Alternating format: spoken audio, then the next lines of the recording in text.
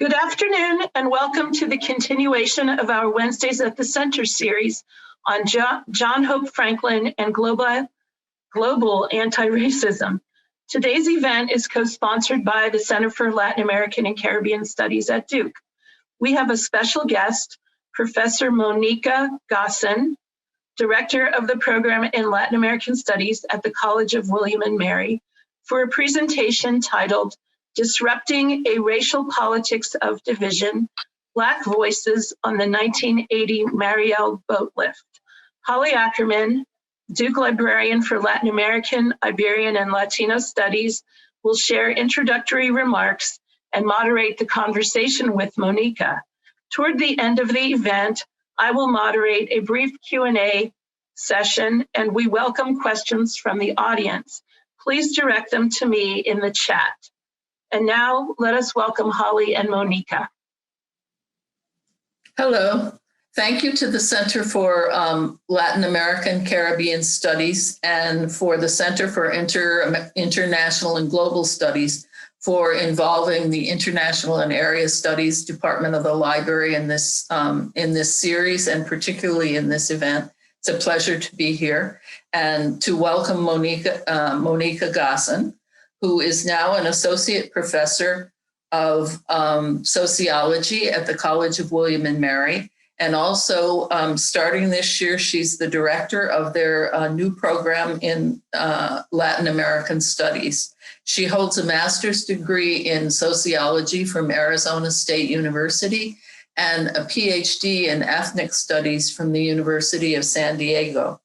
And Dr. Gosin did a postdoc in Latino studies in the Global South here at Duke. So welcome home. And today she's going to be talking with us about her book, which when I talk about this book, and incidentally, it's available electronically and in print at your UNC and Duke libraries or at a bookstore near you. And I highly recommend reading it. But when I read the title of this book, I read it actually in three parts, and each one of them is incredibly interesting. And I think the amazing thing about this book is how Dr. Gosin has looked at those things both separately and then put them all together in a way that is breaking new conceptual ground. So the racial politics of division, inter-ethnic struggles for legitimacy in multicultural Miami. And probably not all of you know, but I lived for a long time in Miami, and my own area of research is sea migration from the Caribbean. So this book was really wonderful for me to see because you can find a lot of academic literature about the history of African Americans in Miami. You can find things about the history of the development of Miami, a great deal about Cuban migration, some reasonable literature about Haitian migration, very, very little about Afro-Cubans, a lot about white Cubans. And you can find things about the white power structure that existed in Miami before the Cubans began coming in 1959, 1960. But you can't find things that integrate all of those subjects, that see how they relate to each other, and especially that do it from the point of view of racial politics. So I predict that there will be a lot of people who are inspired by this book and future scholars that use it as a foundation for their continuing work. So the way we're going to do this is I have some questions, and if I go on too long, Natalie will interrupt us and say it's time to let the audience have their say. But just to start, how did you come to this work? What drew you to this subject? Okay, thank you so much. Well, I first want to just put in some thanks really quick. I'm so excited to be here talking with you and just back home, as you said, at Duke. There's a lot of people I need to thank and would like to thank at Duke. And I just wanted to, first of all, thank the audience for being here, and you, Holly, and the Center for Latin American and Caribbean Studies for inviting me, and also the Duke Center for International and Global Studies, as well as the John Hope Franklin Center. And I just wanted to say that talking about my book here today at Wednesdays at the Center is like coming full circle because, you know, as you mentioned, I had a postdoc here and I was invited to do a talk about the book when it was in its early stages. So, you know, it's like coming full circle, and I'm really, truly grateful for the mentorship I received through my postdoc at LSGS, for many Duke scholars who mentored me, not in the least Holly Ackerman and Sandy Darity. And I also want to just give a quick thanks out also to Camille Jackson, Mark Anthony Neal, and their YouTube program, Left of Black, the YouTube series, for having provided a platform for folks to engage with my book as well when it first came out. So I just wanted to insert that thank you, and I'm excited to be here. Now to your question. So what inspired me to do this work? You know, it came from really my experience growing up in a different city, growing up in Orange County, California, which, unlike what we often see in popular media, is actually quite diverse, you know, with a very large Asian American and Latinx populations. And, you know, so in my graduate studies, I noted that when you look at immigration research, it often does not take stock of this type of diversity because it often conceptualizes the United States as this white land where there's a core Anglo culture that people assimilate into. And I also noted that the experiences of African-American communities are often absent in these studies about immigration. And I really wanted to capture the realities of demographic change and, you know, cities that have what people term, what they call a majority minority populations, and talk about the relationships between different groups and tackle questions that really better reflect this type of racial complexity. So what drew me to Miami is just the history. Miami really preempted a lot of the rest of the country in terms of this racial diversity that we're talking about, you know, with its deep seated history of Black-white racial tensions, but then these really dramatic demographic shifts that occurred once we had many more Cubans coming in after Fidel Castro came to power, this large-scale migration, and also the continued diversification of the area with these migrations from the Caribbean and Latin America. And I was really drawn to the complicated shifts in racial dynamics that ensued. And tell us about the significance of Mariel and why you chose that as the focus of the first few chapters of the book. Mm-hmm. So there's a lot of interesting, you know, there's a lot that's significant about Mariel. One thing that I wanted to point out is that it's actually the 40th anniversary of Mariel this year. And, you know, at the time, the US was fighting the Cold War in opposition against Fidel Castro, and had before this, just to give a little background, it had encouraged mass migration from Cuba through its foreign policy. And so we had the first waves of Cubans who came. They had created the enclave, the Cuban enclave. And the Cubans who came in these earlier waves were accepted and kind of portrayed as these model immigrants because, one, they were a testament to the problems of communism and of the fact that the United States is preferable to that. And so we have this group that came in earlier. But then we also had, when Cubans came in, African Americans were mounting their fight against for civil rights. And so these two things were kind of coinciding. By the time that Mariel came, the African Americans were still trying to fight for these rights. And they had just experienced, it was actually coincided with Mariel, a major uprising against the acquittal of police who had killed Arthur McDuffie. And he was an unarmed Black man. He had been killed by police the year before, a very familiar story. And so, there's these really profound tensions that were happening at this particular time that I wanted to unpack, what these tensions were all about. And then complicating things further, Haitian immigrants were coming at the same time, but African Americans were looking and seeing that they were being treated quite different from the Cubans.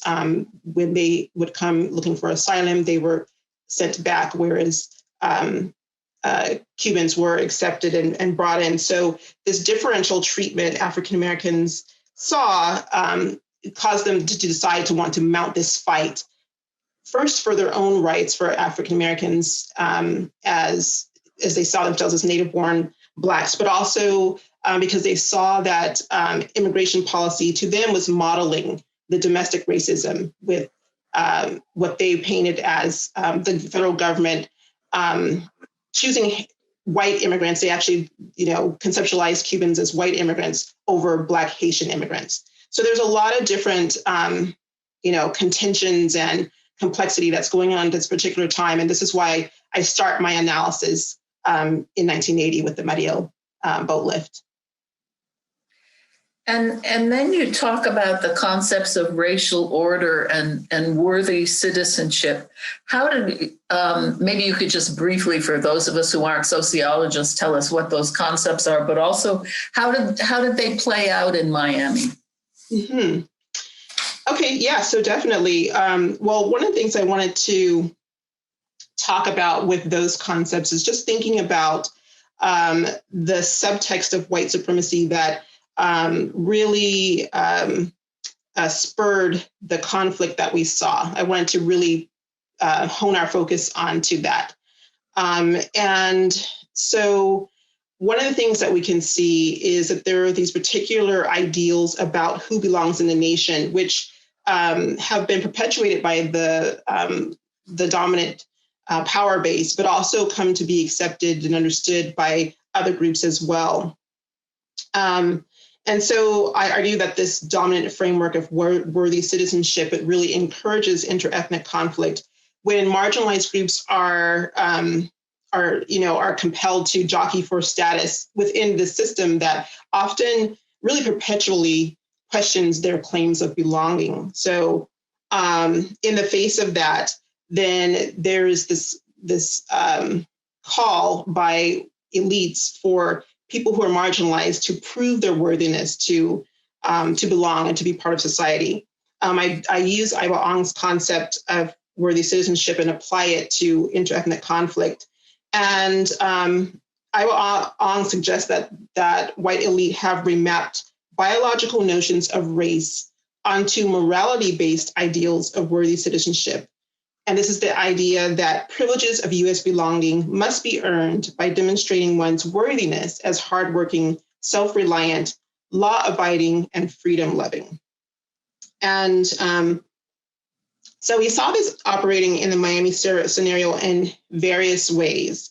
And so one thing I should point back to in terms of a little bit more background is that as the Mariel immigrants were coming in, African Americans were concerned that the federal government would continue to ignore their concerns. And, what they saw with McDuffie only proved their point. And so, Monika, can I interrupt for 1 second? People, okay, they lost the sound for a minute, but it's back. Okay. Back. You might want to go back a few sentences, and it was great. Okay, I know this technology thing. Well, what I was just saying, I was just giving a little bit of background about what some of the different concerns. So with Mariel, one of the major issues for Cuban Americans was that the Cubans who came during Mariel were portrayed in the media in a very different way than Cubans who had come previously. They were criminalized. They were seen as, well, for one, they were poor. They were coming to the United States, often because for economic reasons. And so this whole idea that they were worthy to be here was called into question by the federal government, by the local government, by the public and the press. And so for Cuban Americans, there is this new threat to their status. And so some of the things I talk about in the book is how they were working to reclaim that status, the previous status that they were these worthy citizens who had come and worked hard and who were contributors and weren't going to come and be a drain on resources. But the media was portraying them as criminals. And something to point out that was very distinct about the Mariel newcomers as well is that while the previous Cuban immigrants who had come were more likely to be white, a much larger proportion of the Mariel immigrants were Black. And so a lot of scholars point to the fact that, their Blackness contributed to this criminal stigma, but they often don't make Blackness their main focus. And so in my work, I point out that we really can't understand the Black or the criminal stigma without really fully engaging with the issue of Blackness and how the Mariel group, even though the largest percentage of them were actually white, but came to be Blackened. And so there was ways that the Cuban community that was already here had to contend with that. So that was from the side of Cuban Americans who were here. For African Americans, they were concerned that the Mariel immigrants were simply, they didn't see the whole, the complicated issue of them also being viewed negatively by the U.S. They saw them as still being preferred, especially because you could contrast their treatment to the way Haitians were being treated. And so they were concerned that the U.S.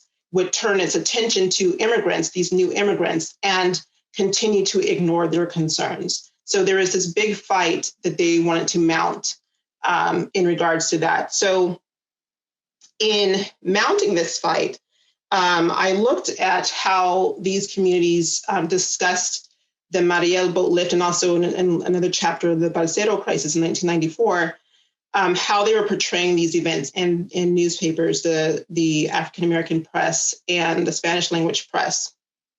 And there was a few themes that were very prominent in the African-American press. For example, you hear multiple voices because there were people who were Black leaders who were calling for African-Americans to not fall into the divide and conquer tactics of, the white elite. And so they were guarding against that and writing up editorials about this. But you also heard many voices in other up editorials and letters to the editor that where African-Americans were actually drawing from some of these nativist perspectives and arguing that, Cubans should be sent back, or there's too many of them, or these types of discourses. And, that was one of the primary ways that the immigration was being discussed. And in the Cuban American or the Spanish language press, we see kind of the struggle with wanting to defend the Mariel group that was coming in. But the way to do that often was to talk about how this group wasn't, they actually are hardworking, to kind of reclaim this worthy status, and also to eschew those who were causing trouble, those who were, doing criminal acts or what have you. And so there's a certain language around Blackness that I argue that was utilized to reclaim this status that they had before. Before I became a librarian, I was a social worker. So I'm very interested in whether and how local social needs and immigration can be harmonized. How can we make this a more positive process? And so when because people often talk about, oh, the Cubans, they can't complain. They had a better deal. They had education programs. They got their professions recertified. They could have food stamps and work permits and all these things on arrival. And nobody else was given that. But I always feel like asking, well, then was what we did for the Cubans a model immigration program? Is that something that we should be doing for everybody rather than just saying, oh, those Cubans, they had it easy? Because they certainly, even with help, it wasn't easy.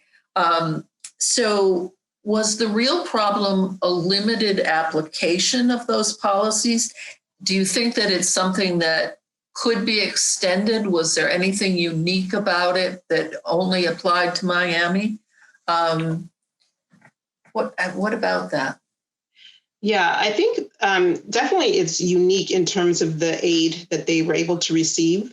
And I think that what's important to keep in mind was the project of fighting the Cold War that the US was engaged in, and how Cubans were utilized to be the example of why we need to fight against communism. So there's particular ways that this group was called into this discourses around anti-communism and what have you.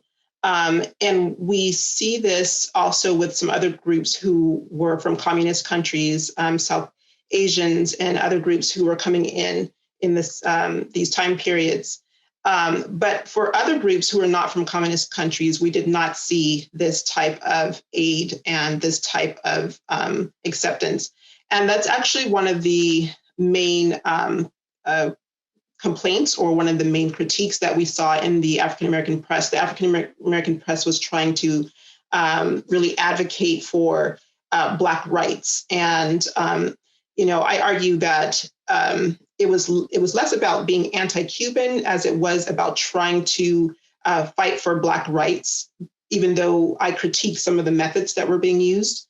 But I do want to point to that larger political project that they were engaged in. And so one of the major critiques, especially when contrasting Haitians and Cubans, was they would say, well, the Haitian, they are fighting against a dictator as well. Human rights should be, equally distributed. If you've died from this dictator, you're just as dead if you die from this dictator. These are types of things that we saw in the newspaper and some of the editorials, some of the letters to the editor. And I think that's one of the big issues that people are bringing up in terms of how, Cubans were favored by in U.S. policy.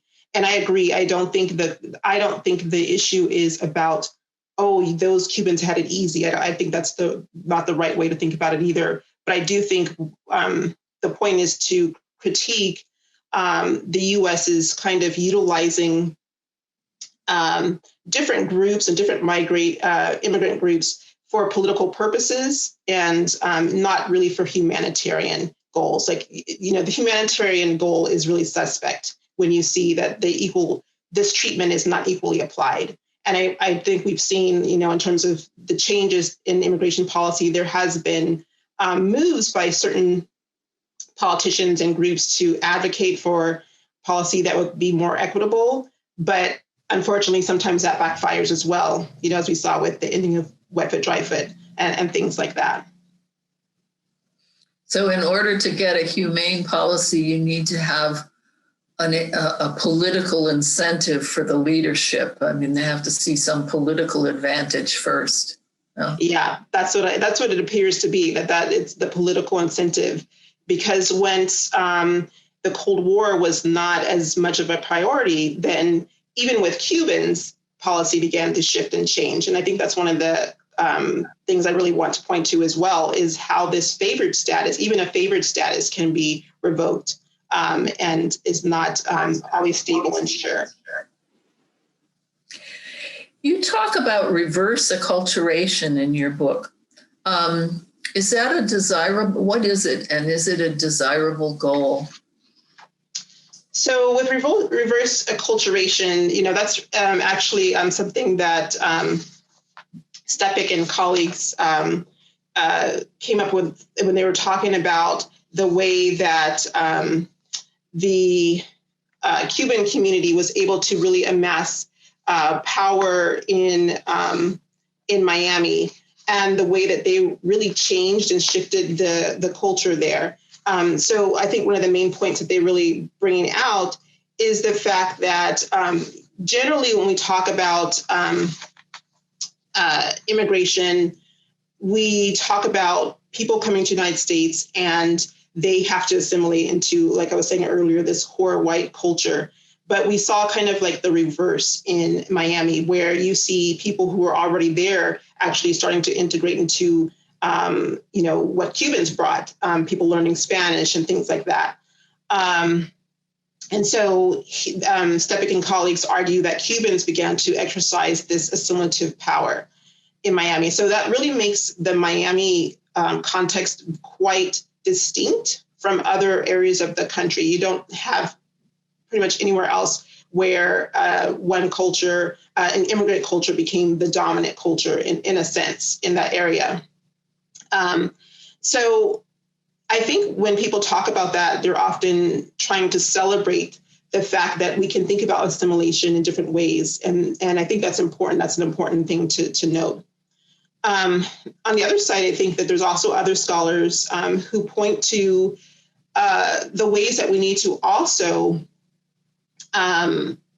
understand how certain groups can, as Alan Aja argues, they can become state actors and who produce some of these problematic power relations that we often talk about when we talk about the white elite power structure. And so there's need to also engage with that and how that sometimes happens. And this is something that African Americans were complaining about in terms of their relations with Cuban Americans, feeling like Cubans became the new white oppressors is kind of the way that they were discussing it. And so they were trying to combat that. So that's a particular perspective in terms of thinking about reverse acculturation. And I think it's all, quite complex. Again, when Cubans came in, they had their own perspectives because they were just coming from this place where they felt they didn't have their freedoms. They were still in the fight against the Castro government, and this was the priority. So local concerns about civil rights, it just wasn't as much of a concern for them because they were newcomers and they had a different fight. And so this caused some conflict as well. On top of that, I think one of the things that, added to this is that their political perspectives, because of the way the U.S. Was framing their fight against communism, it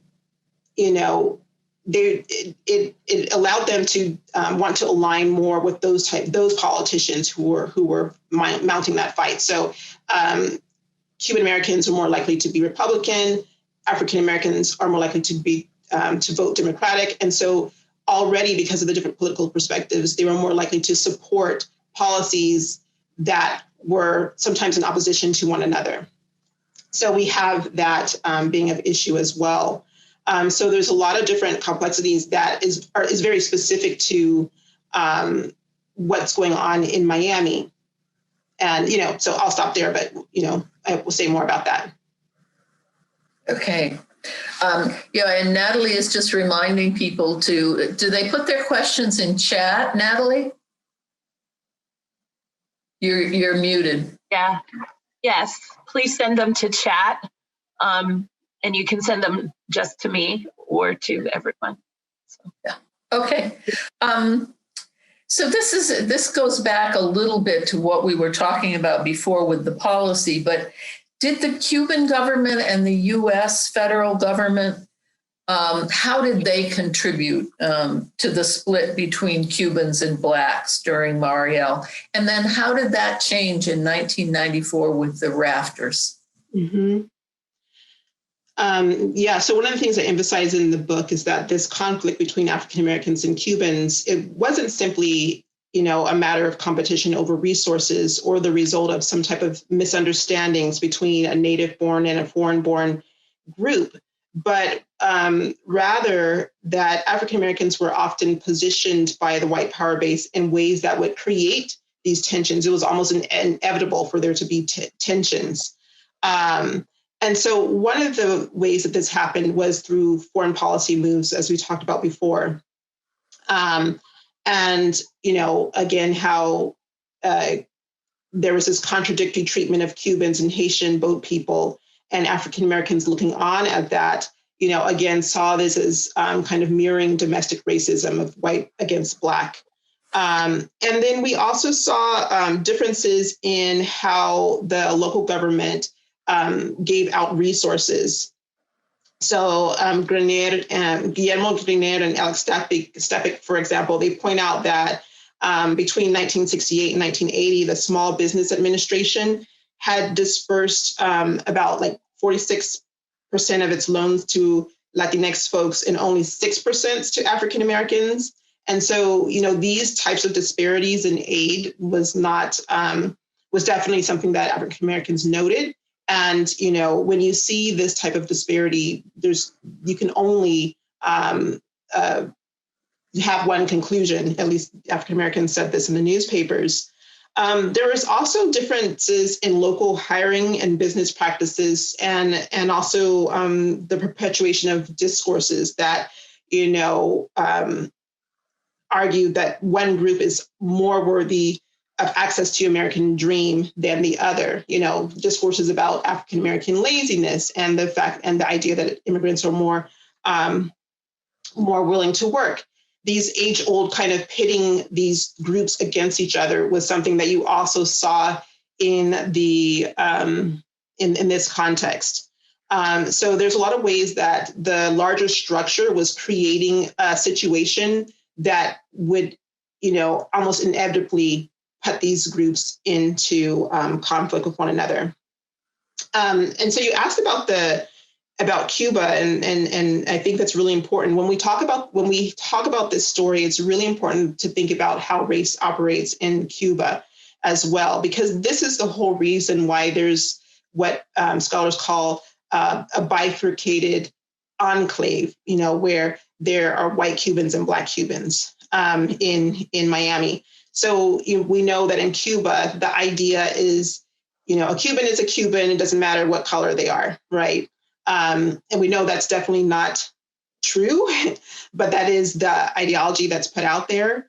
But in the United States, because of the way immigration policy worked, and also because of what Fidel Castro did in Cuba, it created a situation where whites and Black Cubans would come to the U.S. at different points in time. So just really quickly, for some background for those who might be not as familiar. So we know that in Cuba, they have a system of slavery, just the way that the U.S. did. And because of that, whites in Cuba were more likely to be wealthier, to hold more power. So when Fidel Castro came in and decided to redistribute wealth and to make the reforms that he did, that this meant that the people who were most likely to be disenfranchised from these actions would be white Cubans. And so they would be the ones most likely to want to leave. And so in the earlier waves of Cuban immigration, they were more likely to be wealthier and to be white. So by the time that Mariel happened, people had been in the Castro government for years now. And while some of the things that he changed did help Blacks, they did stand to gain a lot from the changes because they were poor. At the same time, there was a lot of other things that people were not satisfied with in terms of how the government, or how the Cuban government was running things, the repression, political repression, all kinds of other problems. And so by the time of Mariel and when the Balsero crisis came, then we have Cubans of all colors coming to the United States, and including more Black Cubans. So the first Cubans who come had already built this this kind of space, this Cuban Miami, this idea of Cuban Miami. And then when Blacks came into that space, they were often seen as outsiders. And in the book, I talk about, I did some interviews with Black Cubans who live in Miami, and they talk about how they were surprised to not find acceptance in this space that they thought they would. But my point again is thinking about the larger issue of US-Cuba politics, and then also the ways that race operated in Cuba, which kind of converged to create some of the issues that we see in Miami in terms of when white Cubans reject Black Cubans or African Americans, and also when Black Cubans come here and don't find acceptance. What does your book tell us about identity formation? Well, one of the things that I really, wanted to do, part of the book project, a lot of it has to do with this issue of conflict when it's two different groups, minority groups, and how they interact and kind of complicating what we see there.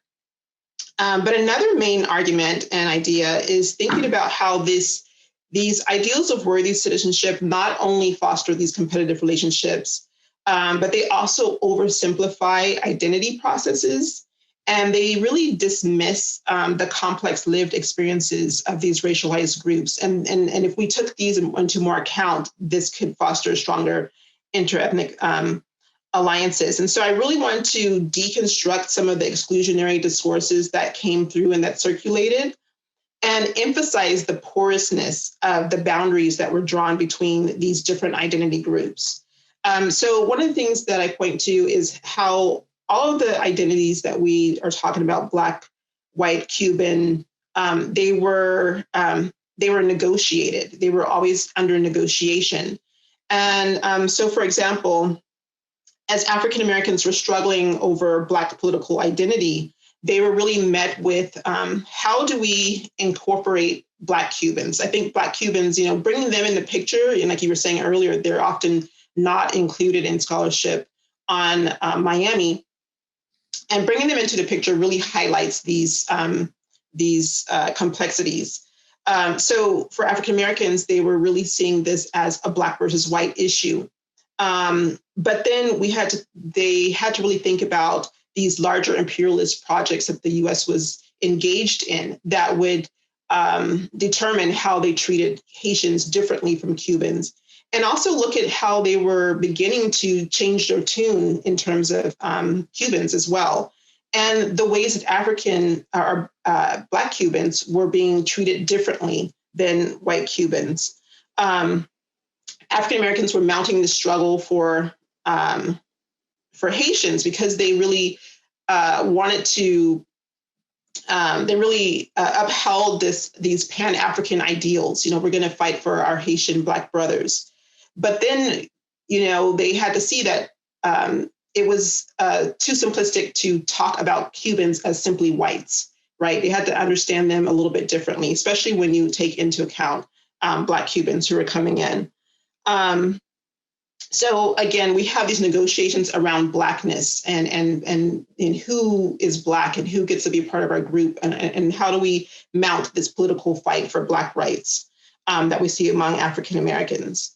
And then we also saw with Cuban Americans, the multiple layers of, that are there in terms of their identities and this pursuit of whiteness. So a lot of scholars talk about how Cubans were able to achieve this kind of de facto whiteness in the US because they were depicted as model immigrants, as worthy citizens. But then when policy began to change, when the Mariel immigrants were not accepted as they had previously been accepted, then Cubans also had to kind of contend with the instability of their own welcome, and so these issues around whiteness and identity was also really apparent and important for them. And I think another group that I should really talk about that really helps to drive home some of these issues around identity is thinking, of course, about Afro-Cubans, Black Cubans, and how they were caught up in all of this. because, again, they were coming expecting for Cubans to immediately accept them, and that wasn't necessarily the case at all times. And so there is this negotiation of what it means to be Cuban in the United States context as compared to being in Cuba. And then also, where are they fitting within the racial space of the United States? Do they align themselves with the African Americans, with the Latinx community, with Cuban Americans, some of whom are not accepting them?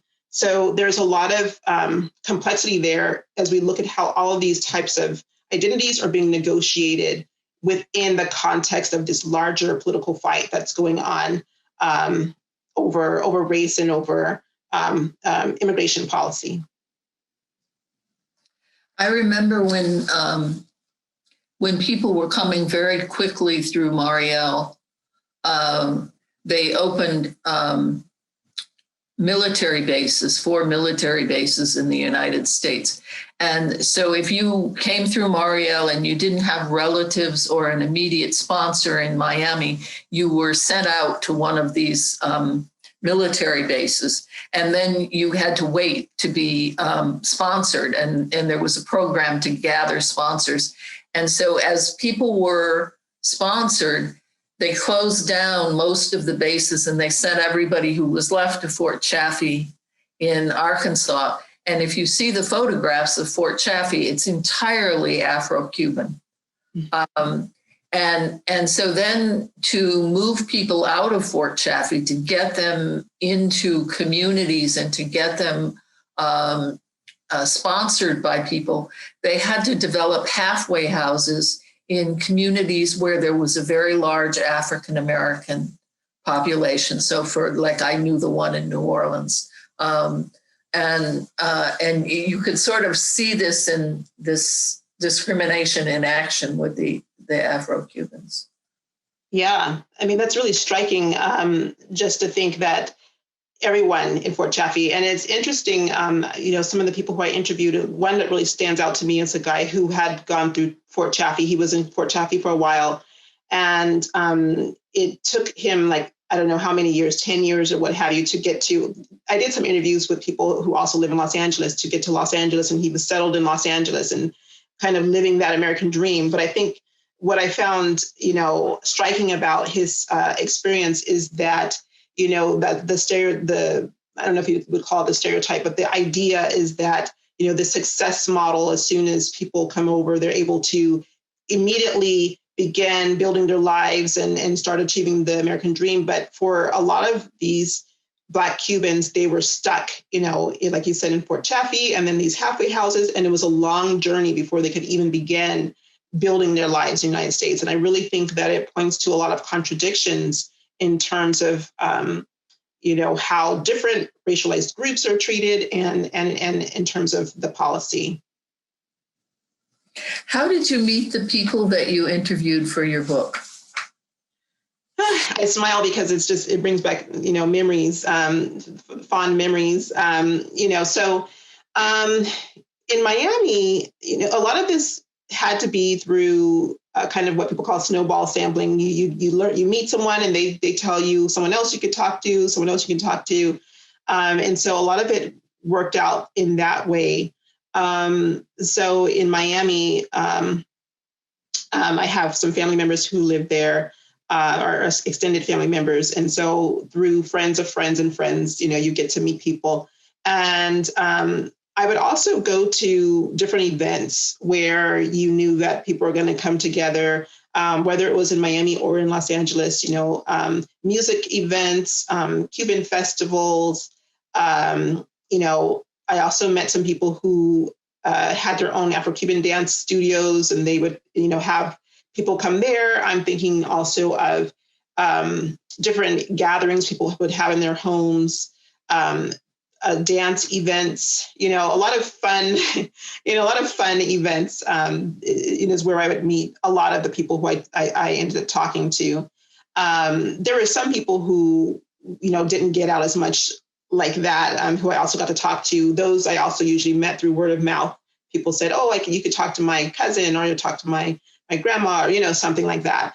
And, when I talk about this with students, I often discuss how this is how one would have to do this type of research often, at least in a place like Miami, because it's so diverse there. You won't randomly know who's who, there's just by walking down the street. There's so many different people who speak Spanish, so many different people who are Black, but they're from all different parts of the Caribbean, so there's a way you have to get into who you could talk to and who could tell us a little bit about their experiences. What implications does your work on Mariel have, and the Rafters, for the current racial context, both in Miami and in beyond, as well as in U.S.-Cuban relations? Mm-hmm. Let's see. Well, just to say a little bit about Miami, I'm writing about a time period, 1980, 1994. And things have changed quite a bit. Miami has changed. Little Havana is not necessarily super, as Cuban as it was previously. There's a lot of diversity there. Also, these tensions between Cubans and African Americans, they don't seem as pressing today as they had at this particular time period. Some people would argue that these groups generally just kind of mind their own business. Although one of the points that I would make is that, that's problematic in and of itself, that if they don't come together, that's problematic in and of itself. But we do see, some scholars who are doing work on Black immigrants and white Latinx immigrants to Miami are finding these interesting kind of dynamics where among immigrant groups, we're seeing kind of these white-Black divisions occurring. So where white Latinx immigrants might be assimilating power and Blacks, continuing to be kind of in the underclass. So it's this interesting perpetuation of the racial politics that we've seen previously, but in a different context and with different actors. And I think it's really interesting to think about and when you talk about U.S.-Cuban relations, things have shifted so much from 1994. There's a whole different political economy that we're dealing with, where Cuban Americans or Cubans who like to come here for asylum because of policies that changed when Obama ended wet foot, dry foot, and with the Trump administration's new policies that compel people trying to seek asylum through the U.S.-Mexico border that they have to remain in Mexico or they have to get look for asylum from the first country that they come to, so that Cubans don't have that favored status that they did previously. They're kind of being treated like everybody else. And so there's a whole new political economy around the issue of Cuban immigration.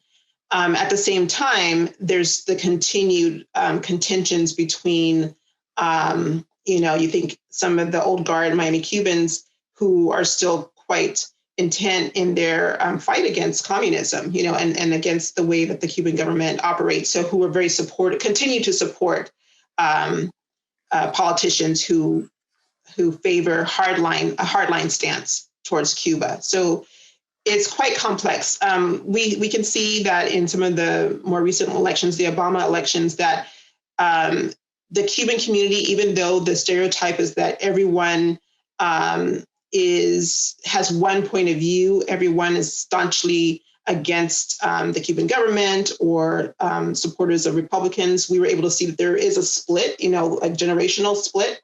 And so there's a lot more complexity going on there that we can look at, and see further research of how this is all going to play out as, after the next election and how policy shifts. So that's just a little bit about, thinking about Miami in that particular context.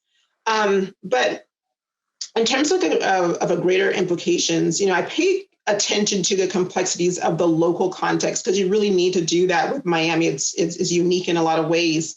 But I think that the cases that I explore in the book, they also offer the opportunity for us to develop a wider understanding of the dynamics that are at play for different marginalized groups when they come into conflict with each other writ large. And so kind of thinking about, being in conversation with scholarship on Black and Latinx relations. And I think there's, again, there's a lot of reason to be optimistic in terms of those relations between other Latinx groups and African Americans. But we do see that there's, a small contingent of Latinx folks, African American folks, who have become quite vocal in endorsing some of these racial frames about worthiness and about affirming the national project by setting themselves apart from other minorities who they argue have been duped by politicians who simply want to keep them poor and dependent on a system for handouts. So, I think it's important for us to not take for granted the solidarity that has existed previously and to continue to kind of analyze the role of ideology in maintaining, the status quo and white dominance, and how people of various backgrounds can become convinced of the importance of kind of putting themselves on this moral high ground and policing others in ways that can be really detrimental to different communities and livelihoods.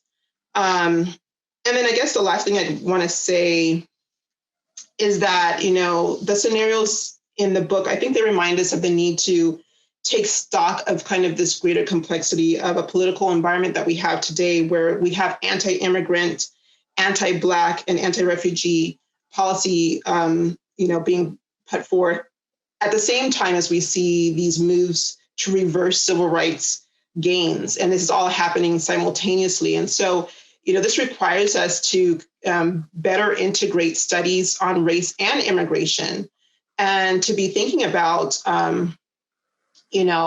how these issues really intersect and should be informed by one another.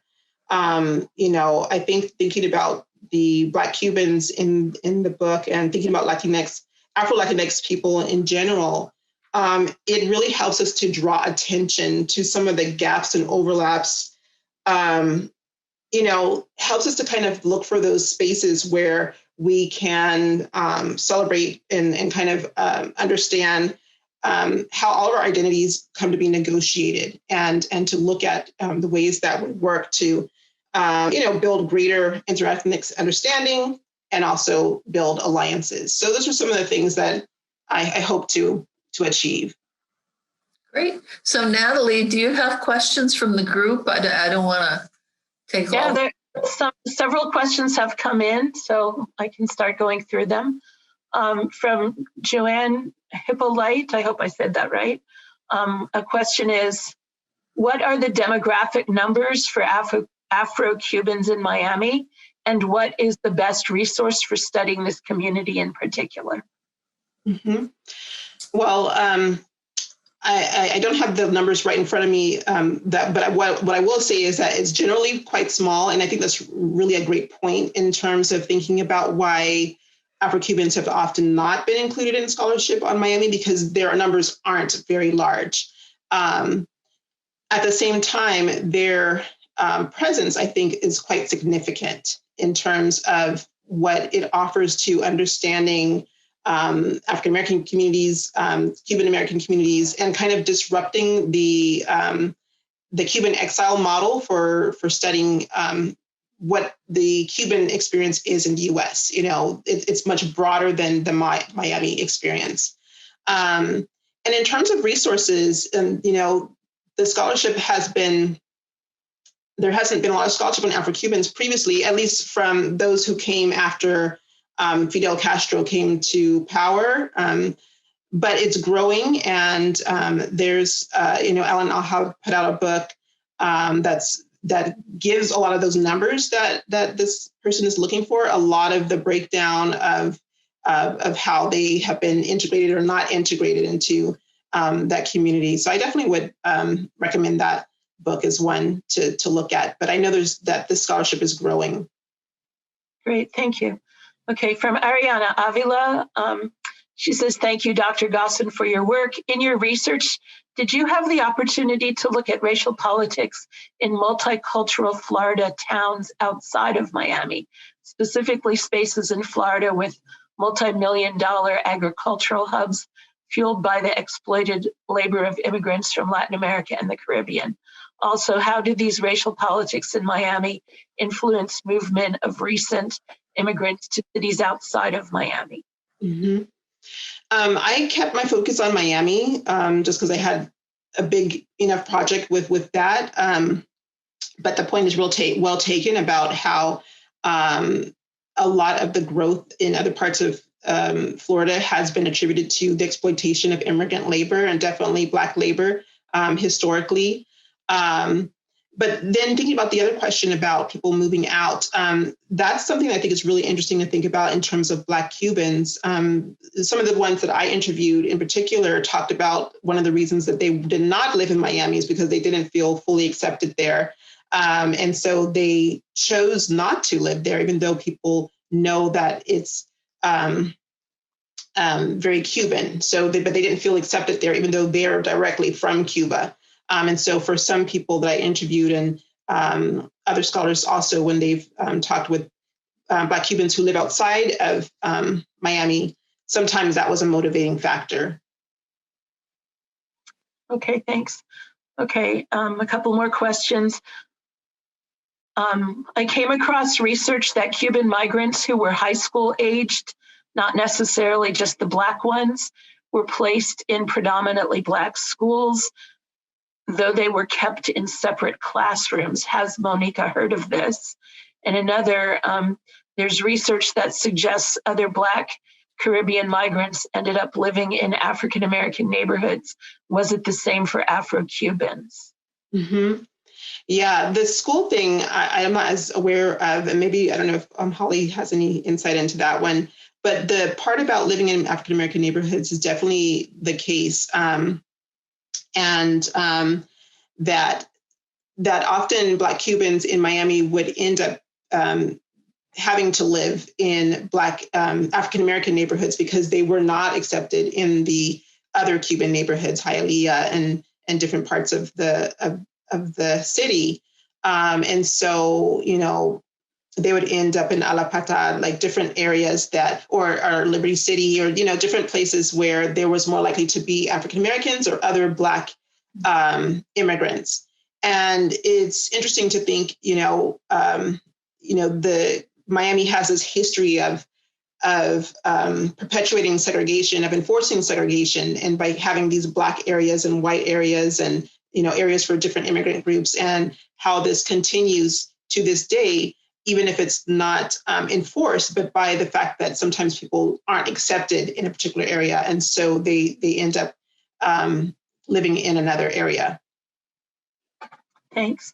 Okay, we have a question from Sarah Town.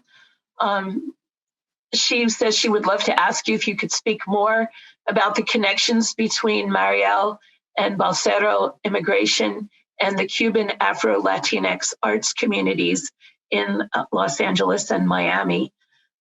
That you mentioned that you met some of your informants at music and dance events and at dance studios. Were some of your informants artists themselves?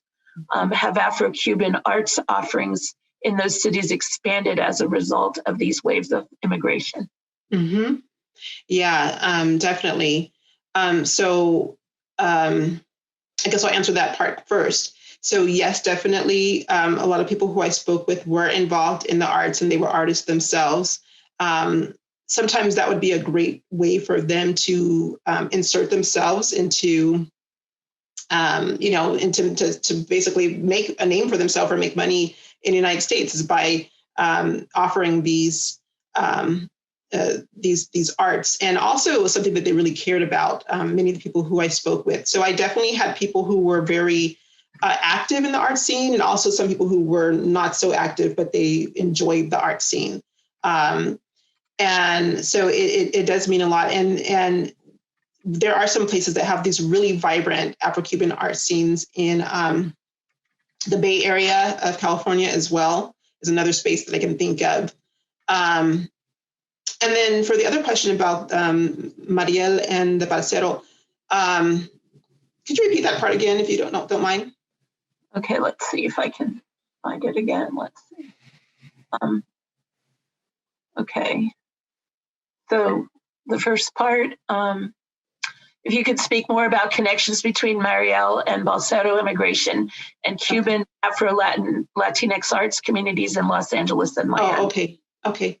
Yeah, well, I guess in terms of the connections, both of these waves of immigration were more likely to bring more Black Cubans to the United States. And so that was something that was significant about them. So the people who I ended up talking to, well, of course, because I was interested in these two time periods, they had come with those waves of immigration. The majority of them had.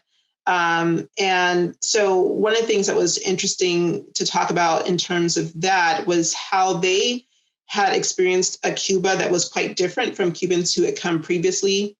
So there was even things about language and things that were different. There was a whole different culture. So it really expanded this idea of what it means to be Cuban. There's different ways to expand that. And I think that the people who came during these time periods were able to bring these aspects of Cuban culture, which had not been as notable previously. They brought it with them. So I think that was another thing that was significant with these waves of Cubans who came during these time periods. Thanks. Okay, from Vicky Muniz, can you speak about racial politics in the latter Nicaraguan and Venezuelan immigration as opposed to the Cuban and African-American experience? Mm-hmm. Well, I think, there's a lot of interesting things about these immigrations, and I have some colleagues who are doing projects around this right now. And one of the things there's some similarities on is kind of this depiction of Cubans as kind of model immigrants, and that their wealthier ones were the ones who came here, and that they they could get immediate asylum, and that they were looked at favorably. But then how there's a shift in that. There's definitely some parallels with the Venezuelan situation, particularly because of the political place that Venezuela is in, and the fact that their government and Cuba's government are, work hand in hand quite a bit. So there's a lot of interesting parallels, I guess. And I know that people are exploring that further right now because of what's, the recent kind of crisis, Venezuelan crisis within the last few years. Great, thanks. And it looks like we have one more from Ana Zentella. Does the common link between Afro-Cubanos and great music and superstar athletes help or hinder their acceptance and successful integration? Or is it a perpetuation of stereotypes? Mm-hmm. That's a great question. And I think it's one of the things that goes back to the question that Holly had asked me earlier about what brought me to this.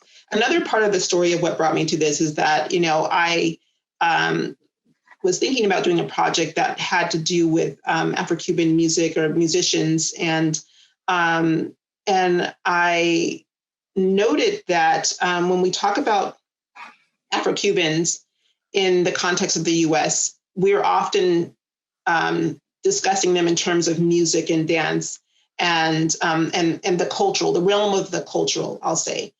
And while, of course, I celebrate that, I think that's wonderful, and I'm all for that. I also found it problematic that when we talk about Cubans in Miami, it's often in the realm of the political, them as political subjects, as who are they voting for, and these types of things, and Afro-Cuban voices are not included in there.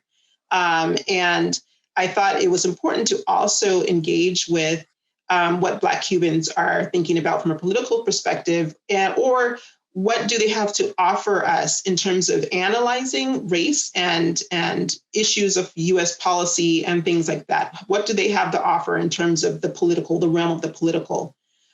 So I think that the thing to do is to broaden our engagement with Afro-Cuban voices, that they have something to contribute to all these various realms. And I think that by doing so, we intervene in some of the kinds of ways that,